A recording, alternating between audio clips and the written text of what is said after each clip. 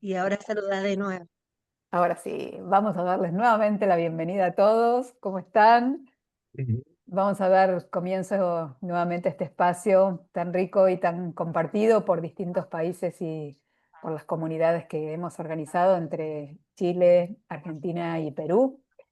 eh, este nuevo espacio donde tenemos la alegría de ir recibiendo también, no solamente, digamos, lo que vamos reflexionando y repensando, repasando y abriendo, digamos, temáticas que nos inquietan en la clínica desde la terapia focalizada en las emociones, sino también las inquietudes de terapeutas expertos como ustedes y como Esteban que tenemos hoy acá, que van incluyendo, digamos, otras temáticas y experiencias que nos enriquecen a cómo este modelo nos va, nos va abriendo la posibilidad de seguir ayudando de manera más rica, más puntual, más focalizada y con mejores herramientas en otras temáticas y con integración de otras herramientas, ¿no?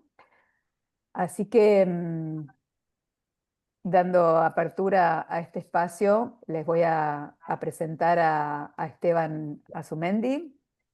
Esteban es un viejo conocido y parte de la comunidad TFE de la casa de Argentina y Un joven no viejo conocido. solamente un joven viejo conocido. Eh, y bueno, como muchos de ustedes, es especialista en terapia focalizada en las emociones. Empezó a formarse por ahí por el 18, 19, Esteban. Pandemia 2021. Ah, 2021, mira, te hacías más Sí. viejo, ¿viste? Bueno, y hoy está acá justamente por parte de un pilar fuerte, digamos, en su experiencia y en su quehacer como profesional, que tiene que ver con la formación y la especialidad que tiene en EMDR. Em, y acá me contaste un poquito, Esteban, no sé si querés comentar. Sé que sos supervisor, digamos, también en Mm, MDR, que has hecho un recorrido y que sos parte de, de la organización que transmite también este modelo, ¿no? ujú. No sé si Este tiene un querés. sistema muy, muy similar a la terapia focalizada las emociones en cuanto a que tiene ICEF, pero tiene el centro de MDR en Estados Unidos que habilita en todo el mundo entrenadores certificados y a los que se entrenan tienen un recorrido de formación para certificarse como terapeutas, luego para certificarse como supervisores y luego participar en los entrenamientos. Un poquito es ese mismo recorrido, tiene ese mismo modelo, por eso es interesante porque es un modelo estandarizado, con pasos, fases, que se entrenan y se reentrenan.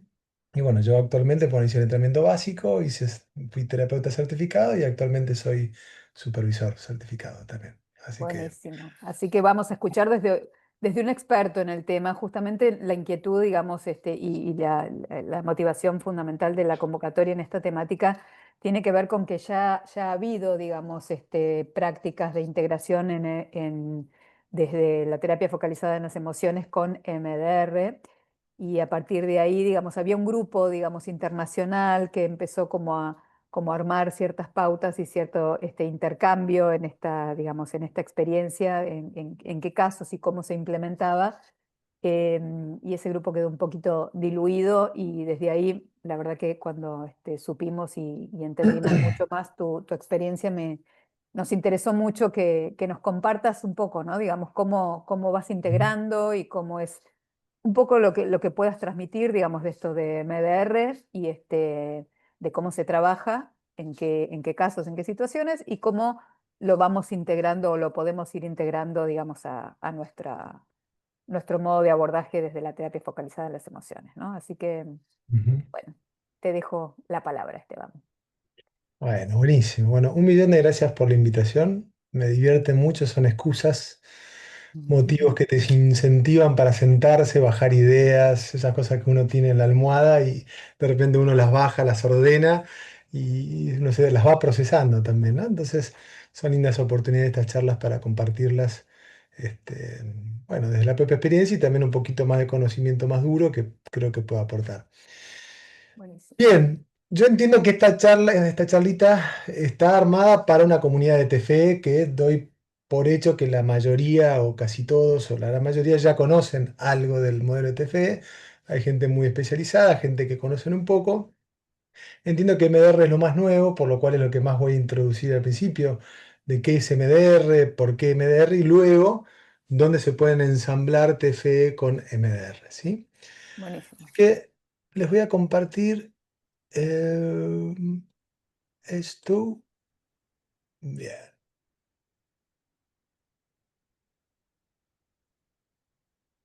bien, ahí estamos. Bueno, el título un poquito que se me ocurrió para esta charla fue Cuando TFE acude a MDR, ¿no? La palabra acudir es una palabra Ujú, esencial en el modelo de TFE, ¿no? Y en mi experiencia, como yo tengo una experiencia previa de formación en MDR, yo me formé en MDR hace 10 años y a TFE llevo 4 años de profunda profundización, digamos, en el modelo.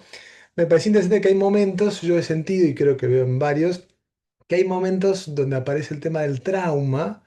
Puede ser un momento bastante oportuno para poder complementar ambos enfoques, por eso el tema del acudir, ¿no?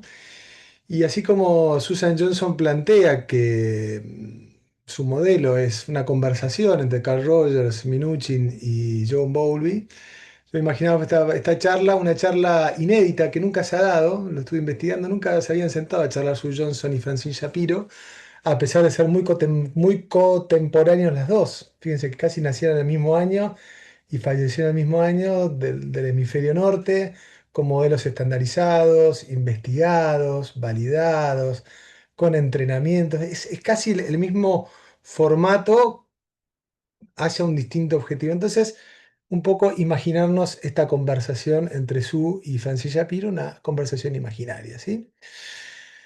Bien, ¿qué es MDR?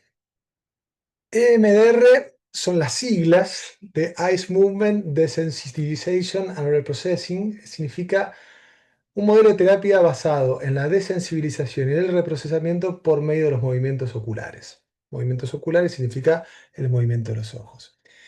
Este es un descubrimiento que hace doctora Francine Shapiro en el año 87, caminando por un jardín, en un caminito, donde ella estaba afectada por una serie de recuerdos y que de manera casi intuitiva comienza a mover los ojos cuando recordaba estos movimientos, estos recuerdos, y empieza a observar que la perturbación asociada a los recuerdos comenzaba a descender.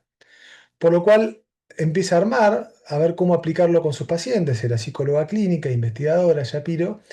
Y en el año 89 aparece la primera publicación y el primer esquema de cómo proceder con EMD en aquel momento en estrés postraumático. ¿Por qué EMD? Porque Shapiro tiene una raíz muy fuerte de la terapia cognitivo-conductual. Entonces, en una primera instancia creyó que el efecto de desensibilización por la progresiva exposición a los recuerdos producía una disminución en la perturbación. Pero ya en el año 90 Shapiro se empieza a dar cuenta que hay algo más profundo que sucede en ese momento, por la cual le agrega la R, que es el concepto de reprocesamiento, que no solamente se produce una desensibilización del recuerdo traumático, sino que hay una modificación o una transmutación de la memoria y del recuerdo. Estas son palabras textuales de Shapiro, a la de transmutación de la memoria, por la cual le agrega la R y comienza a extender el modelo que fue puliéndose como todos los modelos con el tiempo, pero ya ahí ya estaba como la base, la estructura básica de aplicación. Ya para el año 2013 hay un trabajo muy interesante de Lee y Quispers que compararon todo un grupo, es decir, hay un montón de estudios que comparan, perdón, qué es lo que sucedía cuando una persona se exponía a la sola evocación de un recuerdo y qué es lo que sucedía cuando una persona se exponía a la evocación de recuerdo junto con el movimiento ocular. Y lo que esos 26 estudios demuestran es lo que Francis Shapiro había intuido en su primera caminata, que era que la perturbación descendía significativamente por encima de los grupos donde solamente se exponían los recuerdos. Esto sobre todo porque en aquel momento había toda una pica contra el modelo de terapia de exposición prolongada, que era un modelo de trauma que también está validado, pero donde se lo exponía a la persona durante largos tiempos con grabaciones de las propias narraciones, y él ya se da cuenta que el movimiento ocular produce algo más rápido, de manera más amigable y sobre todo en esta reintegración o cambio o transformación del recuerdo. Año 2013, la Organización Mundial de Salud la promueve como de primera línea, ay, perdón, para el trabajo de estrés postraumático. Ahí está. Y ya al 2025 hay más de 50 estudios que demuestran su efectividad en el uso de trauma, por lo cual hoy MDR es un modelo de psicoterapia estandarizada, no es una técnica solamente, no es algo que solamente se aplica, aunque uno lo pueda aplicar como técnica, pero es todo un modelo psicoterapéutico que uno intenta, por el cual uno intenta abordar a un paciente, ¿sí? Como les explicaba, son modelos que en cualquier lugar del mundo en los entrenamientos oficiales se enseñan exactamente igual, con el mismo manual y con entrenadores que han sido, luego de un largo recorrido, muy coacheados y muy evaluados para poder transmitir con fidelidad al modelo MDR original, ¿sí? Bien, como modelo de psicoterapia, MDR tiene un fundamento muy clave. Es decir, Shapiro va a plantear el modelo SPIA o PI en Europa, SPIA en Estados Unidos, que es la hipótesis del sistema de procesamiento hacia estados adaptativos que tiene el cerebro. Esto es muy parecido a TFE, ¿no? Es decir, hay una tendencia natural del cerebro hacia la salud y hacia la supervivencia. Esto por naturaleza tiende a eso. Y el cerebro continuamente está procesando los estímulos de afuera, comparándolos con el banco de memoria, que es el pasado y la experiencia acumulada, para proyectar hacia el futuro y anticipar una adaptación efectiva. Todo lo que sirve, todo lo que ayuda, todo lo que es exitoso se almacena y se guarda, y lo que no ha servido o ha sido indiferente, como que se descarta. Aún así, no solamente lo que ha sido placentero, sino inclusive lo que ha sido resiliente, toda experiencia de dolor bien atravesada y bien superada, se guarda como en ese banco de reservas, de recuerdos y de aprendizajes que van a venir como asistentes de ayuda espontáneos cuando un disparador presente me ponga en el desafío de ver cómo adaptarme exitosamente frente a esta situación, y los recuerdos van a venir a avisarme lo que sirvió y lo que no sirvió, ¿sí? ¿Qué es lo que sucede en el trauma?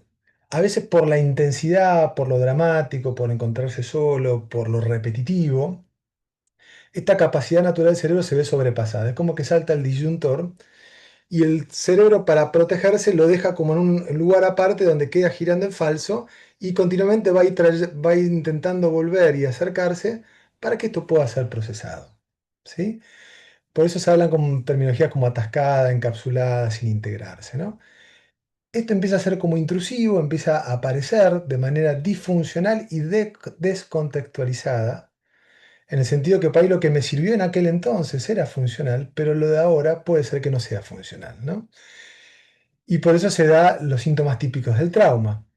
Por lo cual, en este sistema de procesamiento de información se dan como dos grandes grupos en el cerebro, no está localizado, sino más bien todo entremezclado, de un gran grupo de redes de memorias, que son todos los aprendizajes adaptativos, y un subgrupo de memorias desadaptativas que han quedado como apartes y que van a tratar de aparecer para un momento completar ese procesamiento que quedó trunco, ¿no?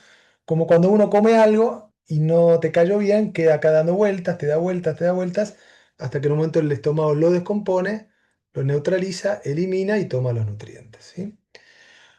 La definición más clásica de Shapiro va a decir que el trauma es información almacenada fisiológica de manera disfuncional en las redes de memoria. Y acá me voy a entrar con esto del tema de la fisiología, porque el trauma no es un concepto, sino una experiencia fisiológica en su esencia, ¿sí?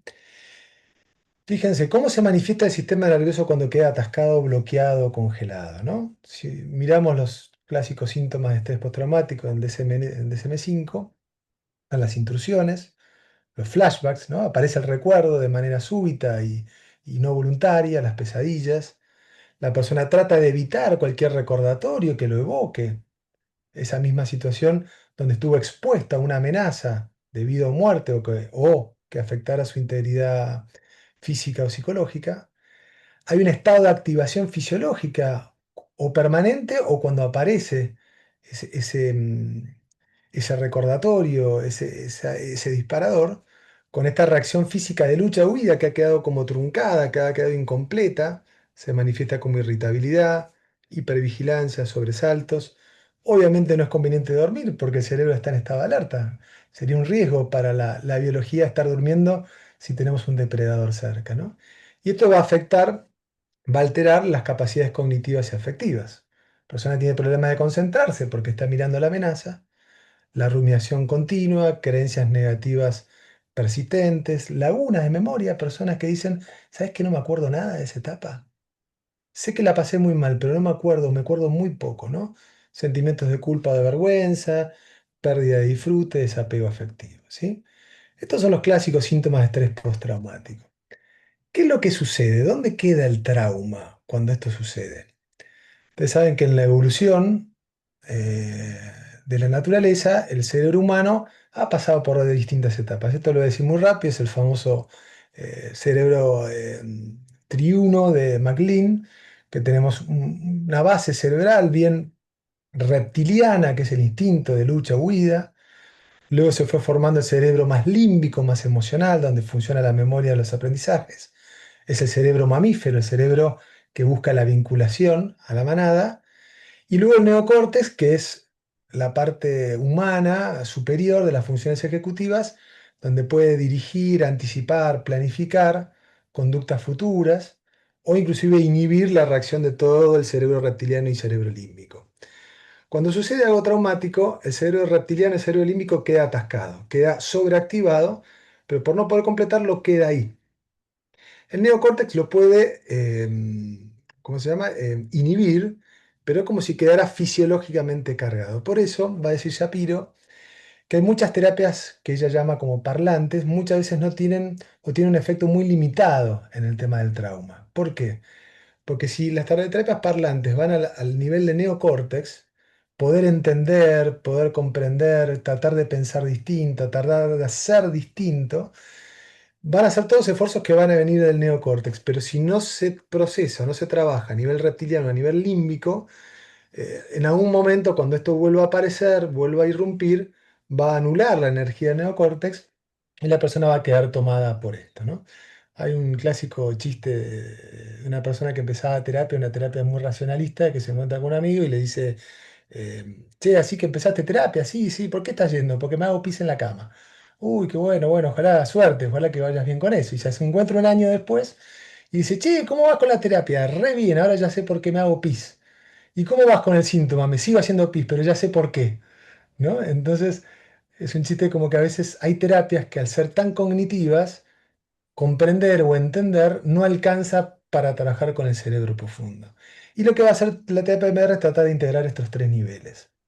Y acá está una hipótesis clave en Shapiro, que Shapiro, si bien toma la reactividad como un síntoma a modificar, el foco no está en la reactividad, sino en el recuerdo mismo. Es decir, lo que dice Shapiro es que si se cambian o se reprocesan los recuerdos, va a haber un cambio espontáneo en la reactividad. A veces muchas terapias tratan de cambiar o de ablandar o de modificar la parte reactiva, pero claro, es como tener un árbol que crece muy rápido y uno está podando todo el tiempo las ramas, salvo que uno trabaje sobre las raíces. Y eso van a ser los recuerdos, ¿sí? Entonces, ¿cómo sabemos desde MDR que los recuerdos están bien procesados y cuándo no? Creo que hay dos formas muy claras que desde MDR se evalúa esto. Primero, supongamos un paciente que llega y te dice, no, pero esto yo ya lo trabajé muchos años en terapia. Esto yo ya lo tengo muy trabajado, yo ya sé, yo lo trabajé mucho. Pero le pregunto por su sintomatología. ¿Continúa la sintomatología? ¿La reactividad disfuncional? Y la verdad que sí. Entonces, pero mira que yo me acuerdo de lo de mi infancia y me lo acuerdo allá atrás, ¿eh? No, no siento que no me afectó, pero ¿cómo estás con tu reactividad? Y sigo teniendo estallidos de ira, o sigo teniendo tales pensamientos, o sigo teniendo esa vergüenza crónica que me inhibe, o tengo esta pelota en la panza que no sé de qué es.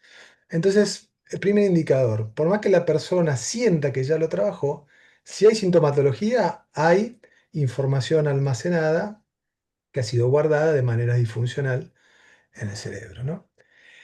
Y en caso de que el pasado lo afecte al recordarlo, el solo hecho de evocarlo, lo angustie, lo movilice, se hace un ejercicio muy simple y esto es muy típico de todas las sesiones de MDR, es cuando vos recordás ese evento, ¿no? Esa situación, recordá un poquito, esa etapa ahí a los 10 años, cuando tu papá se separó de tu mamá y se fue de tu casa y no se fue y por un tiempo no pudiste hablar con él y recordar un segundo. ¿Qué imagen representa la peor parte de ese momento? Las tardes desde los domingos que estaban silenciosas y vacías en casa. O que cuando recuerdas eso, ¿qué sentís en tu cuerpo? Del 0 al 10, qué nivel de perturbación te genera? Y un 6, siento una angustia acá en la garganta, ¿no? Esto significa que todavía no está procesado y que fisiológicamente está cargado, ¿sí? Y otra hipótesis fundamental de Shapiro es que no todo evento doloroso es traumático. Hay pacientes que pueden tener una historia tremenda, que vos la empezás a escuchar y a los primeros 40 minutos armaste una historia de vida y decís, qué terrible y qué duro, pero sin embargo ha sido dolorosa, pero el cerebro lo fue procesando y avanzó. Y hay otros pacientes que con historias muy, muy, muy chiquitas han quedado trabadas y atascadas. Entonces, el trauma nunca es una situación objetiva. Esto ya Shapiro lo discutía con el DSM-5, porque el tema es cómo subjetivamente se lo percibe. Entonces ella va a distinguir las T grandes, que son esos eventos puntuales en la historia de una persona. Se murió mamá, una mudanza, un abuso, una expulsión, me quedé sin trabajo, una enfermedad. Cosas que son muy claras, ¿no? Como un pico en la historia. Y después están las T chiquitas, que es lo que el trauma acumulativo, según Mazzucán, voy a empezar ahí mi raíz más psicoanalítica, pero es el trauma ese que se va repitiendo y se va acumulando y que va erosionando de manera repetitiva y continua la capacidad de procesamiento del cerebro. Es decir, un padre que era muy crítico, una madre que miraba para el costado cada vez que le contabas lo que le querías contar, ¿no? Un cierto vacío en el colegio, bueno, lo que fuera, pero son pequeñas situaciones chiquitas que se van acumulando. Entonces, de esta manera podemos saber si está procesado o no está procesado. Shapiro va a decir que cuando hay trauma queda afectado el sentido de identidad de la persona. Hay un impacto, no solamente algo displacentero, sino algo que rompe un sentido de identidad de la persona.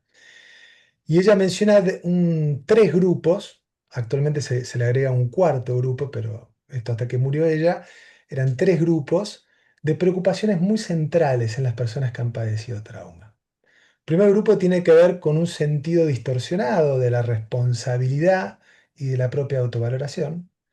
Esto es muy típico de personas que han sufrido un abuso y que te dicen, sí, fue terrible, mirá lo que me hicieron, ¿no?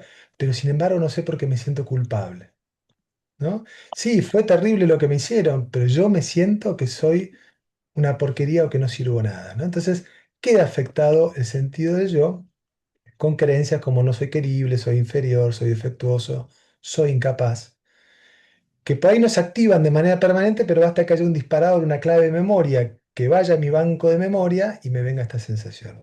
La primera tarea va a ser separar esto. Otro ámbito tiene que ver con el ámbito de la seguridad. Hay una confusión temporal. Supongamos un accidente de auto. Me pasó hace 5 años. Voy en el auto, maneja un amigo, frena, escucho el freno y yo ¡pum! Sobresalto. Pero ya pasó hace 5 años. El sobresalto es porque quedó una sensación confusa del sentido temporal. El pasado no quedó en el pasado, sino que está muy mezclado en el presente. ¿Sí? Y MDR va a tratar de distinguir pasado y presente. O por el contrario, queda sentido el sentido de agencia, la capacidad de elección y poder. Bueno, cuando yo era chiquito y en mi casa había violencia, yo no podía escapar. Y hoy vuelvo a sentir que no tengo escapatoria. Pero eso es grande, hoy podrías. Sí, pero quedó afectado, quedó alterado, quedó distorsionado. Hoy puedo elegir. ¿Sí? Entonces va a tratar de apuntar a recuperar este sentido de agencia que quedó como congelado en el tiempo. Es como el trauma es una experiencia que queda en el freezer y coexiste con mi yo adulto, ¿no? Mi parte emocional con mi yo adulto. Y por último, en el último tiempo se le ha agregado otro nivel de preocupaciones, sobre todo con minorías sociales que han sufrido un tipo de marginación o discriminación por una cuestión de etnia, de raza, de condición social, de identidad sexual, donde esto marca constitucionalmente la identidad y se trata de recuperar el derecho a la pertenencia humana básica, ¿no? Bien, hasta acá un poquito en qué consiste MDR. Un choclo de información muy rápida, muy sintética. Piensen que esto se da en 3 días de entrenamiento inicialmente, después hay una segunda parte de 3 días, de sintetizar en 15 minutos lo que sería el primer día de entrenamiento, ¿no? Así que es un montón de información. Pero ahora les quiero mostrar en la práctica cómo sería esto, porque quiero que tenga sentido práctico todo esto. Cuando uno quiere trabajar, supongamos, se me ocurrió pensar en una pareja que atendí hace un poco tiempo, derivado por una experta psicoterapeuta especializada en TFE, luego de un año de terapia prolongada en TFE, numerosas recreaciones, numerosos procesos muy lindos en etapa 1, casi que no logran entrar en etapa 2, y este paciente reiteradamente ante las expresiones de afecto de su pareja, que su pareja lo quería mucho, él se sentía inhibido y sentía mucha culpa por no estar a la altura de lo que la otra persona le demostraba. Y hay un sentimiento de culpa que persistía y persistía y persistía, y por más que se lo recreaba, se lo acompañaba, seguía persistiendo. Entonces, cuando me llega a enterar, digamos, al consultorio, se arma, lo llama el DICES, que es, van a ver ahí a la izquierda con, con esas palabritas rojas, que es la clave de memoria presente. Es decir, ¿qué es lo del presente que me activa el pasado? La D es el disparador. ¿Qué es? Cuando ella me expresa el afecto y yo no se lo puedo devolver. Imagen. Y yo ahí le pregunto, ¿qué imagen representa la peor parte de eso? Su cara de decepción. ¿Qué te sale pensar de negativo de vos misma en ese momento cuando ves su cara de decepción? No soy suficiente. ¿Qué emoción te genera? Tristeza y culpa. ¿Y dónde la sentís? En el pecho. Siento una tensión. Estos son unos poquitos minutitos, son 2 o 3 minutos, a diferencia de TFE que uno lo va ensamblando estos componentes. Hay una semejanza entre los componentes del ensamblado de la emoción y cómo se arma el DICES en MDR. Y a partir de ahí le pido que se conecte, ya no con la imagen, sino con la creencia, con la emoción y con la sensación, con esas tres. Y le pido que recuerde cuándo antes sintió de manera similar. ¿Cuándo fue la primera vez? ¿Dónde aprendió a reaccionar así? Y al paciente le doy tiempo que se conecte con la emoción, ahí ya salgo del neocórtex, dejo que el cerebro límbico empiece a funcionar por asociación.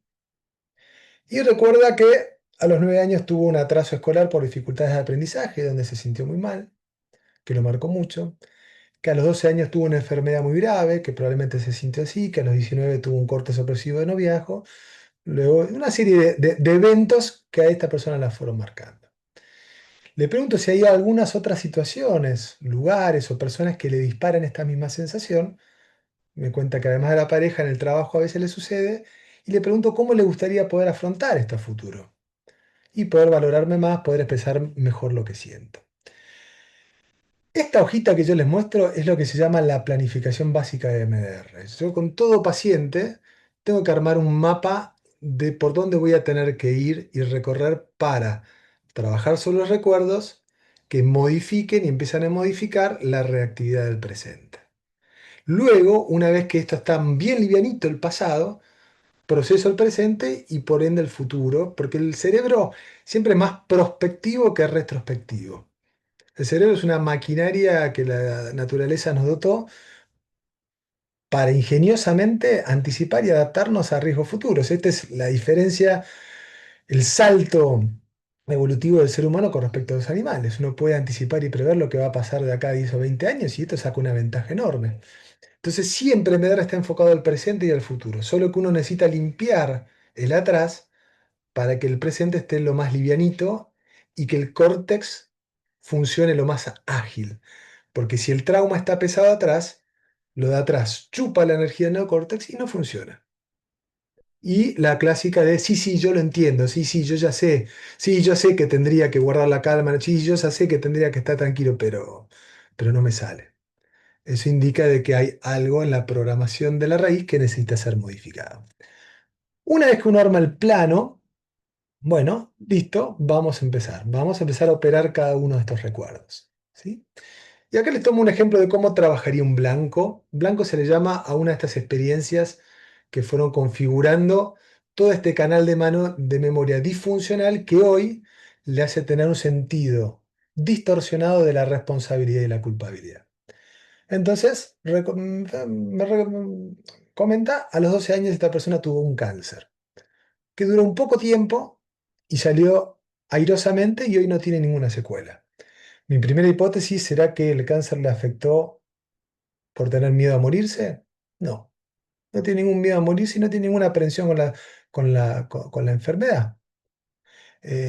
Lo que sí, digo, su familia no lo habrá entendido lo suficiente, no habrán estado para ahí. Al contrario, me dice, mis padres han estado incondicionalmente de manera continua conmigo. No les puedo decir nada, es decir, y me empieza a contar un montón de episodios donde te das cuenta que estos padres realmente, es decir, yo quiero unos padres así, los quiero en mi mesa de luz, es decir, eran casi irreprochables. Y decís, ¿dónde está el trauma entonces? Y cuando le pido, bueno, a ver, vamos a armar la experiencia. Recordá aquel momento, repasa tus 12 años y fíjate a ver qué imagen representa la peor parte de ese momento. Le pido que cierre los ojos, le dé unos tiempos, ahí entro a vivenciar, me empiezo a meter en la vivencia y me dice, me recuerda a mí en la camilla con el catéter, el sonido de la máquina y mis padres alrededor mío ayudándome, ¿no? Y yo ya lo veo que en su garganta tiene algo acá, ¿no? Cuando recordas aquello, ¿qué te sale pensar de vos mismo ahora? Los hago sufrir, es mi culpa, ¿no? No había angustia por su salud, sino por el sufrimiento que le había ocasionado a sus padres. ¿Qué te gustaría poder pensar de vos mismo si reescribieras este recuerdo? Hoy tengo 30 años, hice lo que pude, no fue mi culpa. Se le pide una escala de valoración que dice VOC 5, que significa es, hoy cuando pensás en eso y recordás aquel evento, del 1 al 7, ¿cuán creíble lo sentís? Un 5, lo cual es bastante creíble. Entonces dice, pero qué raro. Si lo piensa, entonces ¿por qué siente esta culpa? Cuando recordás aquello, ¿qué te surge sentir? Tristeza y angustia. Y en una escala de 0 al 10, ¿cuánta perturbación te genera esto ahora? Un 8. Donde lo sentís en el pecho y la garganta se me quiebra la voz. Ahí ya la persona, los componentes de la emoción que uno en TFE los va haciendo y los va ensamblando de a poquito, esto uno lo hace en 4 o 5 minutos, a lo sumo 10, y despierta el recuerdo con toda la emoción, se le vuelve a revivir esa emoción. Lo interesante ahí es que el Box 5 y el Sudo 8 lo que demuestran es que tiene material adaptativo, su comprensión adulta es claramente no fue mi culpa, pero cuando lo recuerdo siento que sí. Sé que no, pero siento que sí. Entonces, esa es la necesidad de procesamiento de trauma. Entonces yo le voy a decir, ok, recordá aquello, recordalo cuando estabas en la camilla, con tus padres alrededor, cuando te sentís culpable, esta sensación en la angustia, en la garganta, y ahora sí, seguí con tus ojos mi dedos derecha e izquierda y anda notando lo que pueda ir surgiendo, hasta que yo te diga. Lo paso varias veces, unas 30 pasadas, detengo el movimiento, digo, ahora respira profundo, déjalo ir, soltalo, volvé acá. Volvé al presente y fíjate qué notas. Y este procedimiento lo voy a ir repitiendo muchas veces y empiezan a haber un montón de asociaciones espontáneas. La primera pasada dice ganas de llorar, me acuerdo de la mano de mi mamá. Segunda, me acuerdo del viaje al hospital. Tercera, todos muy pendientes de mí. Cuarta, todos demasiados conmigo, le pesa. De repente dice, uff, no mucho más, poco más aliviada de haber recordado todo eso. Una vez que, dice Shapiro, una vez que uno toca el recuerdo, se abre todo un canal de memoria. Cuando aparece algo más aliviador o adaptativo, uno vuelve al blanco. Ok, ahora volvé a la situación del cáncer. Y fíjate qué notas. Que yo hacía todo lo que me decían, pero sentía que les cagaba la vida. Ok, seguí con eso. No lo confronto, no lo cuestiono, no entro a discutirle, no es que lo entro como a apapachar, simplemente le digo, seguí con eso. Deja que el cerebro haga su procesamiento para ver si hay material adaptativo que va a venir a filtrar y a transmutar este recuerdo. Primera asociación, me da pena lo que le hiciste pasar, porque tuve que pasar con esto. Segunda asociación, la vez que me internaron, me sentí muy mal, sus caras de preocupación. Tercera, un poco de enojo también me dice, yo no elegí enfermarme. Material adaptativo. Siguiente pasada, más alivio, yo no lo elegí. Claramente agoté un segundo canal de memoria, lo vuelvo a ir al blanco. Ahora lo sabes que lo recuerdo un poquito de manera más contemplativa, es decir, lo que estaba a mi alcance lo hice, fui un buen paciente, seguí con eso. Guardé muchas cartas que me escribieron, me había olvidado de eso. Segunda pasada, no hice tan mal las cosas, creo que también valoré lo que recibí. Se me cerraba el tiempo de la sesión, dijimos, vamos a terminarlo acá, guardarlo en un contenedor, déjalo ir ahora, cambia de tema, volvé acá y fíjate qué notaste en este procedimiento. ¿Aprendiste algo, algo que te llamó la atención? Y él dice esto, ¿no? La verdad que vi algo nuevo. Siempre creí que recibí mucho sin dar nada a cambio y no fue tan así. Siempre me sentí en deuda, pero es distinto recordarlo así ahora. Ya hay algo que empieza a transmutar en el recuerdo y empieza a ser distinto en la manera de recordarlo. ¿Sí? Termina la sesión, nos vemos la semana siguiente. Próxima sesión, lo que primero se hace en MDR es, como estuviste en la semana, ¿notaste algún cambio en tu sintomatología? ¿Cómo anduvieron los sentimientos de culpa? ¿Te retrajiste? ¿Hubo un cambio, a un recuerdo nuevo, a un cambio de comprensión? No, estuve bien. Tuve unas situaciones, pero sentí menos culpa. Ese cambio sintomático a mí me indica de que hay algo que está como afectando desde la raíz a la copa del árbol. Si siguiera igual, yo podría seguir con el recuerdo mismo, pero estaría con signo de pregunta si es que estoy tocando los blancos que son adecuados o no. ¿Sí? Y le vuelvo a evocar directamente desde el inicio de la sesión, a los 5 o 10 minutos de sesión. Vamos a recordar la situación de tu enfermedad a los 12 años. ¿Te parece? Sí, dale. ¿Qué imagen representa la peor parte ahora cuando te la acordás? Mis papás preocupados. Fíjense que hay una diferencia con la primera evocación. Empiezan a aparecer otros fragmentos del recuerdo. ¿Qué te genera tristeza? Y un sud de 4 ya es menor. ¿Y dónde lo sentís? En la panza. Perfecto. Conectate con esa imagen. Sensación en la panza. Seguí con tus ojos mis dedos y anda notando qué surge. ¿Sí? En la primera asociación aparece tristeza, luego presión en la panza, luego recuerda una conversación durante una quimio, que mamá miró para el costado para llorar, se angustia. Cuando mi papá tuvieron que suspender un viaje porque yo no me sentía bien. Cosas buenas de los padres, pero que él las había vivido con sus 12 años con mucha culpa. Me acordé del entierro de un tío que lo había movilizado mucho. La médica que me atendía tenía rulos. No sé por qué me acuerdo de esto. Esto es muy típico. Cuando se le pide que asocie, es decir, lo primero que te venga a la mente. No lo juzgues como bueno o malo. Pero ¿qué tengo que sentir? Lo que sea que surja está bien. No sé, me acordé de los rulos, no sé por qué tenía. Bueno, es un fragmento de memoria que está empezando como a reintegrarse. Seguí con eso. Yo no tengo ni idea dónde van esos rulos. Pero si que apareció, es como si yo estuviera navegando por el canal de memoria esperando que venga el material adaptativo. Asociación siguiente, qué difícil, pero hoy estoy bien. Segunda asociación positiva, recuerdo que se unió a la familia, algo lindo a pesar de todo. Agoté un canal, apareció más, asociación más agradable, vuelvo al blanco. Cuando vuelves a recordar esa situación, ¿qué recordás? Toda la demostración de fuerza de la familia y se emociona. Seguí con eso. La próxima vuelve una negativa, pero también un poco de tristeza. Trataba de disimular y me sentía mal. Me acuerdo con mis abuelos, después otra asociación, los abuelos que vienen a visitarle, el olor feo del hospital, fragmentos sensoriales que empiezan a aparecer, el sonido de un reloj que sonaba ahí donde estaba internado, son todos fragmentos de recuerdos que seguramente por su edad y por cuidar a sus padres, no los pudo reintegrar en un todo consolidado y adaptativo. Y de repente le surgen ganas de agradecerle a toda la familia. Y yo le digo, imagínatelo y decíselos, mientras seguís con tus ojos mis dedos. Cierra los ojos, caen las lágrimas y le va agradeciendo. Cuando veo que termina, respira profundo, déjalo ir. ¿Qué notas? Uf, qué bueno que es agradecer, ya no tan en deuda. Si volvés al recuerdo original, ¿qué notas? Fue duro entonces, pero ya no lo veo tan intenso. Empieza a cambiar. Del 0 al 10, ¿cuánto te perturba? 1, habíamos arrancado en 8. Seguí con eso. Y viene algo random. Ayer le conté a mi hijo que había ido al médico y sin embargo no estuve tan pendiente. Ok, genial. Más alivio. Volvé al blanco. Sud 0. ¿Sabes que no me afecta nada ahora?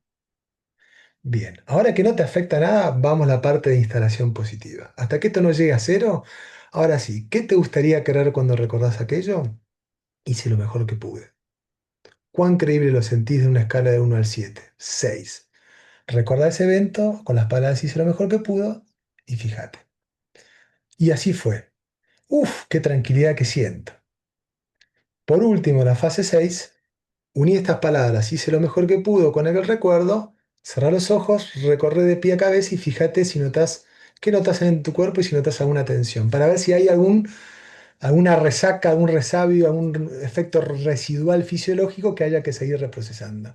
Me dice, siento paz. Terminamos la sesión de procesamiento y ¿qué aprendiste? ¿Qué notaste? Realmente me saqué un peso de encima. La próxima sesión lo que haré es preguntarle si este recuerdo, como lo recuerda, por ahí te dice cero, entonces vamos al siguiente recuerdo. Y así uno va como recorriendo las experiencias que tiene que ir procesando para tratar de modificar la raíz de la reactividad actual. ¿Sí? Volvemos un poquito a la teoría. ¿Qué pasó ahí? Hay cuatro, cinco, hay como ocho mecanismos, hipótesis que explican lo que sucede ahí. La primera, obviamente, es la estimulación bilateral, que tiene que ver con el movimiento de los ojos, que actualmente también se lo puede ver como de manera táctil, que es el famoso brazo de mariposa, o también auditivo, aunque es la que de menor efectividad muestra tener, pero la tiene, pero es la de menor efectividad. La primera hipótesis es que cuando se produce el movimiento ocular, se reactiva un estado neurobiológico muy similar cuando dormimos en fase REM. Recuerda que el sueño tiene fase REM y fase no REM. En la fase REM, el cerebro se activa mucho, es donde se produce la consolidación de la memoria a largo plazo, se procesa información y permite la regulación emocional. Parece ser que cuando esto se lo estimula de manera voluntaria, reactiva un estado muy similar a esto. A su vez, se ha estudiado que la estimulación bilateral lo que hace es interrumpir la activación simpática inicial cuando evocas el blanco. Al principio va para arriba, pero luego parece que va como reactivando el sistema parasimpático. Permite integrar la memoria declarativa con la procedimental, que esto es otra teoría del trauma, que queda por un lado lo que uno dice y otro lo que uno siente. Y la vieja teoría del hemisferio derecho con el izquierdo, del hemisferio racional y emocional, que hoy por ahí está un poquito más dejada en un segundo plano porque el cerebro es una maraña de conexiones y no está tan dividido como derecha-izquierda, pero se lo asocia más con la consolidación de la fase REM, ¿sí? Otra hipótesis del mecanismo de cambio es la teoría de la reconsolidación de la memoria. No sé si la han escuchado, sobre todo desde el año 2000 en adelante. Es que todo lo que vivimos lo guardamos. Si lo evocamos, se produce una ventana de labilidad y de vulnerabilidad con el recuerdo donde uno lo puede reescribir y luego guardarlo y reconsolidarlo. Es como abrir un archivo del Google, del Word, del Google, y en lugar de abrir un nuevo archivo de Word, abro el viejo, lo actualizo y lo vuelvo a guardar. ¿Sí? Otra hipótesis tiene que ver con una recarga de la memoria de trabajo, porque la persona está recordando lo que pasó, está siguiendo con tus ojos mis dedos y a su vez tratando de prestar atención con todo lo que surge, con lo cual hay una recarga de memoria de trabajo, esta es la hipótesis más extendida en este momento, por el cual se empieza como a filtrar otros recuerdos perturbadores y a su vez la red adaptativa. ¿Sí? Y por último, lo que es la capacidad de atención dual, y esto es central en MDR, que es la capacidad de tener una pata en el pasado y una pata en el presente. Hay pacientes que cuando recuerdan el pasado se hiperactivan, reexperimentan y cuando termina la sesión no los puedes sacar más, te tenés que quedar media hora con ellos, sacarlos a pasear, mandarles chocolates a la casa porque apenas se activaron no pudieron volver. Con lo cual, en ese momento, trabajar con procedimientos de trauma sería como operar a una persona que no tiene capacidad de coagulación. O pacientes por el contrario, tan en el presente, tan literales que están hipoactivados, saben lo que les pasó, pero no sienten nada. Entonces, para poder procesar, hay que ir del pasado y al presente, del pasado al presente, mediante la estimulación bilateral, que la persona pueda conectarse con aquello, pero que pueda volver con esto. Hay Este yo lo voy a ir por un grabación. entrenador que se llama Jim Knight, que trabajaba mucho con pacientes con disociación, cuando de repente empezaban a reprocesar y tú veías que el paciente se iba y empezaba como en estado de trance, en otro, de repente le decía, te propongo que abras los ojos y agarrá el almohadón que te tiro. Entonces el paciente agarraba el almohadón y con esto lo traía acá. Mirá el lugar, escuchá el lugar, sentí el lugar. ¿Estás acá? Sí, estoy acá. ¿Estás tranquilo? Entonces ahora volvamos para allá. Es decir, como teniendo una pata en el pasado y otra en el presente. Sin esta capacidad, entrar a evocar los recuerdos puede ser muy desestabilizante. Y esto hay que evaluarlo sobre todo al principio de la terapia y en cada inicio de sesión para ver dónde está el paciente. De repente viene y te dice que a su cuñado tuvo un accidente y está internado en el hospital, su memoria de trabajo está recargada, no le pidas que entre a la historia de trauma, porque hay que acompañarlo primero con esto para luego ir a aquello, ¿sí? Este es un brevísimo resumen del esquema, del mapa, de las fases, muy similar a EFT. Historia clínica, recursos, con etapas, con fases, donde uno de manera continua va yendo y volviendo para poder implementar este protocolo de MDR. No se lo voy a explicar porque son 3 días para entenderlo, sería muy largo en este momento, pero para contarles que esto tiene toda una estructura de trabajo. Bien, hasta acá MDR. ¿Qué señales de presencia de trauma podemos detectar cuando uno está trabajando con una pareja? ¿No? Yo voy a pensar en FT, en terapia focalizada en las emociones, pero en el abordaje de parejas. Individual, por ahí será otro tema, con familias, yo me voy a referir que es lo de lo que yo más trabajo, que es con terapia de parejas. A veces puede suceder que en la medida que va avanzando la terapia, uno puede empezar a notar reacciones muy desproporcionadas ante estímulos menores. Por ejemplo, vuelve a recordar que hubo un atraso, una demora, una tardanza, una falta de mensaje, y vos ves que en uno de los dos hay como un colapso, un estallido de ira, situación de pánico, algo que empieza a ser como excesivo, desproporcionado a la circunstancia concreta, ¿no? A veces pueden haber creencias muy rígidas y persistentes. No soy suficiente, y vos lo has recreado y lo has recreado, y la otra persona dice, sí, ya me dijo que me quiere, yo sé que me quiere, yo sé que, pero sin embargo lo sigo sintiendo. Esto hace que por más que la otra persona, la pareja, tenga una habilidad maravillosa para acercarse, contener y abrazar la fragilidad o la vulnerabilidad del otro, cuando hay material encapsulado o no integrado, por más que la experiencia emocional presente sea enormemente correctiva, hay que ir también a la raíz para que ambas se encuentren. No es una u otra, sino para que ambas se encuentren. A veces puede pasar que haya como bloqueos o disociación en la misma sesión, donde ante la expresión de algo el otro se bloquea, se queda en silencio. ¿Qué te pasa? No, no, no puedo ni no, me quedé bloqueado, no sé qué decir, no, no, no me salen las palabras, llora. Y por más que a veces uno tiene un prisel maravilloso y le baja el volumen y le baja la velocidad y estás ahí, te das cuenta que hay como un palo en la rueda que no puede, que lo supera y lo supera y trata y quiere y no puede o trata de no estallar, por lo contrario. Y ahí sí, bueno, acá hay algo ahí que va mucho más allá de encontrar un DRI maravilloso, ¿no? Puede haber una desregulación fisiológica también, momentos donde la persona temblor, taquicardia, mareo, ni hablar si hay algo de despersonalización, ¿no? Como pérdida ¿no? Eso sería ya mucho más un síntoma de disociación, pero ahí decís, acá hay algo que está volando y que puede haber que haya más allá, ¿no? Y a veces, como decía, reincidencia de sucesivas recreaciones y sin embargo en la sesión siguiente vuelven a lo mismo. Uno puede hipotetizar ahí que no es una cuestión de resistencia, no es que el paciente no quiere, sino que hay una intrusión de una memoria traumática. Hay algo que está apareciendo a modo de sensación, a modo de creencia, a modo de reactividad, por ahí a modo de recuerdo, es más fácil, pero está apareciendo, ¿sí? Entonces, para introducir, ya es donde empiezo más a aportar más mis opiniones, pero con fundamento, obviamente, ¿qué condiciones son necesarias para introducir MDR en FT? La primera, las 3 condiciones que están a la izquierda son condiciones universales para MDR. Para yo poder trabajar en MDR, el paciente tiene que encontrarse en una circunstancia de seguridad. Saber que la otra persona no la va a dañar, que no la va a lastimar, que el peligro ya pasó. Al menos saber o contar con una red que lo quiera, que le haga de contrapeso, para luego poder bajarlo al cuerpo. Sin esta seguridad, vuelvo a repetir, es como operar a alguien sin haber hecho el prequirúrgico. Vas a abrir y no sabes dónde vas a terminar.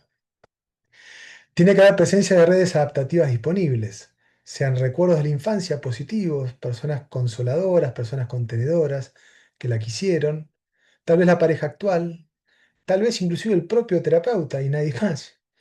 Personas de trauma muy duro donde vos sos la primera persona que me cree, como me acuerdo que trabajamos una vez con un paciente que había tenido un abuso sexual. Nadie le había creído salvo su primer terapeuta. Y este primer terapeuta funcionaba como red disponible adaptativa, ¿no? Y tercero, la capacidad de atención dual.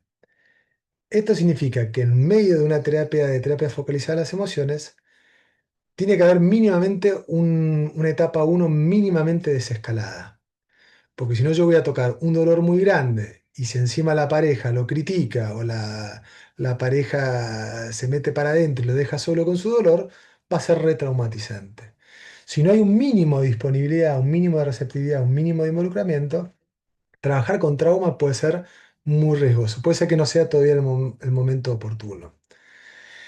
Y tengo que, a veces, o no muchas veces, la capacidad de poner en palabras es maravillosa. No es en trauma, no te permite procesar todo, pero que mínimamente puedas mencionar sus dolores con una capacidad de distancia óptima. ¿Queda abrumada con sus recuerdos? Dale tiempo. Hay mucho para regular, mucho prisel, mucho acompañamiento, mucho arrullo a la amígdala. Decirle, tranquila, estás bien, acá estás segura, acá sos valiosa. Tiene que haber mucho de eso para que el paciente se anime a meterse en ese lugar de dolor. Y más si vas con MDR. Y a lo mejor hay pacientes donde, para mí TFE es maravilloso porque en esa capacidad, ese caminito, ese trabajito de hormiga que es, ¿y cómo te sentiste? ¿Y cómo fue esto para vos? ¿Y cómo te sentiste? ¿Y qué te pasó ahí? ¿Y cuando hizo tal cosa? ¿Qué sentiste? Hay pacientes que por la hiperracionalización aprenden a conectarse con las emociones. Una necesidad muy básica para poder hacer el procesamiento luego de trauma. Dos consideraciones. Muchos problemas de pareja pueden tener que ver porque uno de los dos viene con estrés postraumático. No es un problema de pareja, sino que alguien que está activado, obviamente va a empañar, le va a costar la adaptación a cualquier entorno. Entonces, no siempre un problema de pareja tiene que ver con un problema de pareja, sino con un TEP individual que hay que trabajarlo por separado.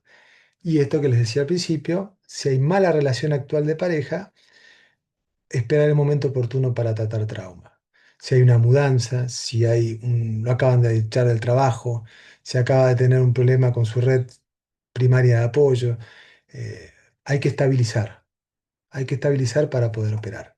¿Sí? Y esta es una clave, seguridad antes de reprocesar trauma siempre, ¿no? Bessel van der Kolk, referente mundial sobre trauma, en su libro El cuerpo lleva la cuenta, dice lo siguiente. Encontrar las palabras para describir un trauma es profundamente significativo, pero a menudo no es suficiente. El acto de contar la historia, o inclusive yo le agregaría, de validar la reactividad actual por la historia que uno ha tenido, en términos de DFT, puede ser que no necesariamente altere las respuestas fisiológicas de un cuerpo que permanece hipervigilante. Para que se produzca un cambio real, el cuerpo debe aprender que el peligro ya pasó y a vivir en la realidad del presente. Y acá me fundamento no solamente en Francine Shapiro y no solamente en lo que dice Susan Johnson de la etapa 1, sino Pierre Janet, allá a fines del siglo XIX, de las precursores del estudio del trauma, decía que había tres etapas. Primero, estabilizar y dar seguridad al paciente. Solo después reprocesar trauma y por último reintegrárselo a la vida cotidiana. Judith Herman, su libro Trauma y Recuperación, una joyita sobre el tema de trauma, se los recomiendo. Es un libro muy duro, pero bueno, cuando te metes en trauma te metes a veces con las crueldades del ser humano. Habla lo mismo. Primero, estabilidad y seguridad en el presente. El peligro no está, estás acá. Recién después empezar a trabajar con el recuerdo y Judith Herman le agrega un elemento más. Va a aparecer el elemento de duelo. ¿Duelo de qué? De la seguridad perdida, de la inocencia perdida, de los cuidadores que deberían haber cuidado y no cuidaron, de las personas que confié y no me socorrieron, de etapas, es decir, es una etapa de duelo donde será mucho llorar para poder realmente como que fisiológicamente esto se reintegre en la totalidad del funcionamiento cerebral. Y por último, una reconstrucción de la vida y del sí mismo con una nueva realidad. No sos tu trauma. Te pasó esto, pero Tu identidad es mucho más honda y mucho más amplia que aquello que te sucedió, ¿no? Y esto es algo clave. ¿Se acuerdan que hace un rato le hablaba sobre el impacto en el sentido de sí mismo? Hay que reparar el sí mismo infantil o en el momento donde se vio sobrepasado, pero luego poder trascenderlo y saber que son cosas que te pasaron y no necesariamente que constituyen tu identidad. Por lo cual, Shapiro, hay muchas, cuando está en la fase 2, que es toda la etapa de implementación de recursos, se le da a la persona, al paciente, bueno, mira, cuando procesemos, si algo es mucho, vos haces así, señal de pare. Yo voy a frenar ahí. No vamos a ir más allá de lo que vos quieras y puedas. Si nos lleva un año, nos lleva un año, no pasa nada. Pero vos llevas el control, solamente si vos querés. Porque lo que tiene el trauma es que el trauma no pide permiso cuando sucede, simplemente irrumpe. Entonces, restablecer al paciente la capacidad de seguridad y de control es mucho más efectivo que mover los ojitos a veces. Que el paciente sienta que en un contexto puede tener el control y la seguridad, va a permitir que el cerebro reptiliano y límbico se calme y pueda mirar en esta perspectiva y poder pensar mejor. ¿Sí? Si un paciente, un TLP, un trastorno límite de la personalidad, se sale de ventana de tolerancia, capaz que tengo que hacer 6 meses de terapia de regulación emocional, un año, 2 años, lo que sea necesario hasta que el paciente esté más o menos en ventana de tolerancia para ir de a poquito, ir acercándome a esos reprocesamientos. También propone técnicas de estabilización, que no las voy a comentar ahora, técnicas de respiración, de autocalma, de regulación fisiológica para terminar la sesión o entre sesiones. Y si es necesario, el tema de la medicación también. La medicación es un recurso de estabilización, no se pelea con MDR, simplemente lo que te trata es darte una plataforma de estabilidad básica para que la activación simpática no sea excesiva. Y de hecho, una vez que se procesan todos los blancos, se recomienda sacar la medicación y después volver a repasar si estos blancos continúan afectando en el presente, tal vez mucho menos, pero alguito, y ese alguito merece ser reprocesado. Entonces, un poco lo que decía Sue Johnson, estabilizar, validar, regular y recién entonces poder entrar en la profundidad. ¿Sí? Por último, ¿qué dice Shapiro sobre el tema de MDR y terapia de pareja? En este librito, que es la Biblia de los MDR, es el manual, choclo, importante para leer, pero realmente es una joyita. Ella pone 3 ejemplos en ese libro. Por un lado, lo importante de trabajar con la pareja cuando hay un procesamiento individual de traumas, ¿no? Esto pasa si estás trabajando el trauma de o una paciente que tiene mucho ataque de pánico por historia de trauma, qué bien le hace a la pareja entender qué le está pasando, por qué le está pasando y qué es lo que necesita en esta etapa. Entonces, es un abordaje más de apoyo para hacer un proceso individual e incluir a la pareja para que la red de apoyo se asegure y no que le vaya a decir otra vez con este tema, si pasó hace 8 años esto, 15 años. No, bueno, entendé que el cerebro está tratando de descongelar y procesar. Acompáñala. Por otro lado, cuando hay una terapia de pareja de por sí, donde hay una cuestión de reactividad mutua, ella también trabaja muchas veces con las experiencias acumuladas a lo largo de la relación, a lo largo de los años de relación de pareja, todas esas micro situaciones donde no me escuchaste, no me entendiste, me criticaste, no me acompañaste, que estos son blancos también a trabajar y a reprocesar, que a veces en las discusiones vuelven a aparecer, ¿no? Como viejas facturas, las viejas facturas que se pasan en las discusiones, esos son blancos también que se pueden retrabajar. Pero siempre comenzando por la raíz. Si hay historias de apego, de heridas de apego previas, hay que arrancar por allá para luego ir a las ramas de los árboles, ¿sí? Y algo muy interesante que hace Shapiro, y yo lo he hecho en varias oportunidades, es que muchas veces, viéndolos en pareja, luego procesa por separado, hasta inclusive poder procesarlos con los dos juntos.